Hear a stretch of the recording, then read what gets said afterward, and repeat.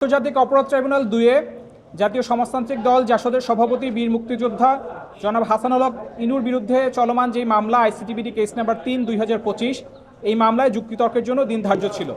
এই মামলার গত তারিখ ছিল মার্চ মাসের 10 তারিখে। এই মার্চ মাসের 10 তারিখের পরে আজকে পর্যন্ত এর মধ্যে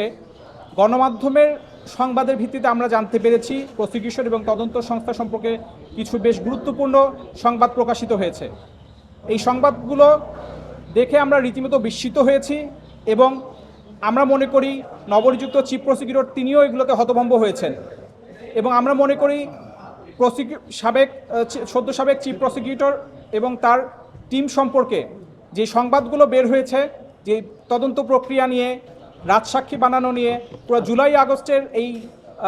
মামলাগুলোর তদন্ত নিয়ে যে সংবাদগুলো বের হয়েছে, এতে করে মাননীয় ট্রাইব্যুনালও কিছুটা বিব্রত হয়েছেন বলে আমরা মনে করেছিলাম এবং আমরা মনে করি এতে করে সাবেক চিফ প্রসিকিউটর এবং তার টিম যে মামলাগুলো তদন্ত করে যে মামলাগুলোতে ফর্মাল চার্জ দাখিল করেছেন এবং মামলাগুলো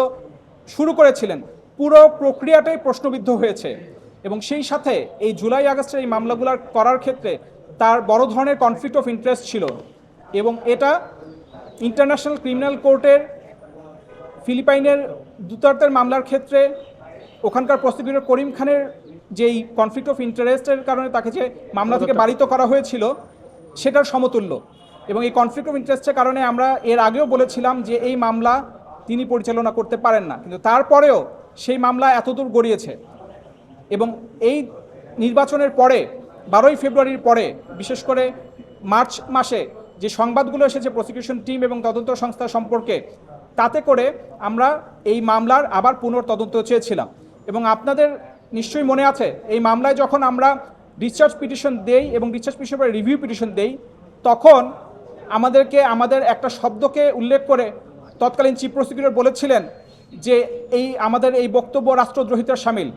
আদালতের ভিতরে আইনজীবীর বক্তব্য কখনো রাষ্ট্রদ্রোহিতা হতে পারে না। আদালতের ভিতরে আইনজীবীর আইনি যুক্তিতর্ক করার কারণে তাকে যদি রাষ্ট্রদ্রোহিতার হুমকি, আসামিকে হোক বা আইনজীবীকে হোক রাষ্ট্রদ্রোহিতার হুমকি দেওয়া হয়, সেটা আদালতের আইনজীবীর বিচার কাজ পরিচালনার ক্ষেত্রে এবং আসামির আত্মপক্ষ সমর্থনের ক্ষেত্রে একটা বাধার সৃষ্টি করে। এই বিষয়গুলো আমরা মাননীয় ট্রাইব্যুনালের সামনে তুলে ধরতে চেয়েছিলাম, পুনর্তদন্ত চেয়েছিলাম। মাননীয় ট্রাইব্যুনাল আমাদের দরখাস্ত খারিজ করেছেন। অতঃপর আমরা চেয়েছিলাম 2 জন সাক্ষী, বিশেষত PW2 এবং PW10। PW2 যিনি একজন প্রসিকিউটর এবং বিশেষ তদন্ত কর্মকর্তা হিসেবে তানভীর হাসান জোহা, যিনি এই মামলায় সাক্ষী প্রদান করেছেন এবং এই বিশেষ তদন্তকারী কর্মকর্তার নাম আমরা আপনাদের মাধ্যমে ঘুরে ফিরে গত কয়েকদিন যাবৎ বারবার শুনছি এবং গতকালকের একটা খবরেও আমরা দেখলাম 2 জন প্রসিকিউটর পাল্টাপাল্টি অভিযোগ করছেন। একজন বলছেন যে একটি হার্ড ড্রাইভ ট্রাইব্যুনাল থেকে পাওয়া যাচ্ছে না, সিসিটিভি ফুটেজ পাওয়া যাচ্ছে না, এবং আরেকজন প্রসিকিউটর বলছেন যে এই সিসিটিভি ফুটেজ পাওয়া যাচ্ছে কি যাচ্ছে না এটা দেখার কোনো দায়িত্ব তাকে দেওয়া হয়নি। এই ধরনের পরিস্থিতিতে এই ধরনের একটা প্রসিকিউশন টিম এই ধরনের একটা গুরুত্বপূর্ণ মামলা এইভাবে করে পরিচালনা করছে, এতে করে আমরা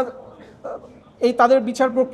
পুরো বিচার প্রক্রিয়াটাই প্রশ্নবিদ্ধ হয়েছে এবং আমরা এই কারণে তাদেরকে জেরা করার সুযোগ চেয়েছিলাম, রিকল করার সুযোগ চেয়েছিলাম মাননীয় ট্রাইব্যুনাল এবং সেই সাথে তদন্তকারী কর্মকর্তাকে আমরা জেরা করার সুযোগ চেয়েছিলাম। মাননীয় ট্রাইব্যুনাল আমাদের এই আবেদন দুটিও নামঞ্জুর করেছেন এবং আমরা মনে করি এতে আমরা সংক্ষুব্ধ হয়েছি এবং মাননীয় ট্রাইব্যুনাল যদি আমাদের আবেদন মঞ্জুর করতেন তাতে ন্যায় বিচার নিশ্চিত হতো।